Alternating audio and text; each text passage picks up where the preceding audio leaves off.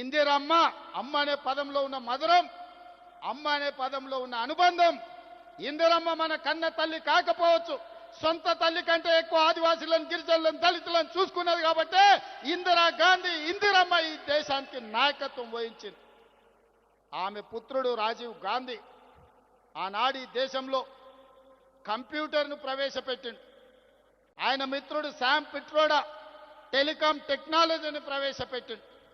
ఆనాడు ప్రధానమంత్రిగా Rajiv Gandhi, IT telecom మినిస్టర్గా శామ్ పిట్రోడా ఈ దేశంలో కంప్యూటర్ని, టెలికాం వ్యవస్థని అందిస్తే రెడ్డిలు, చౌదరులు, నాయుడులు, రావులు ఈరోజు కంప్యూటర్ సంస్థలకి యజమానులై అమెరికాలో సిలికాన్ వ్యాలీని శాసించి అమెరికా ఆర్థిక వ్యవస్థనే గుప్పిట్లో పట్టుకోగలిగిన గొప్ప మేధావులుగా ఆనాడు రాజీవ్ గాంధీ ఇచ్చిన కంప్యూటర్, ఐటీ టెక్నాలజీ విప్లవమే, కంప్యూటర్ విప్లవమే, ఐటీ టెక్నాలజీ విప్లవమే ఈరోజు అమెరికా కాదు ప్రపంచ దేశాలను ఓ రెడ్డి, ఓ చౌదరి, ఓ నాయుడు, ఓ రావు శాసిస్తున్నాడు అని అంటే దానికి మన నాయకుడు రాజీవ్ గాంధీ చేసిన పునాదులే ఐటీ విప్లవం, అదే విధంగా కంప్యూటర్ విప్లవం.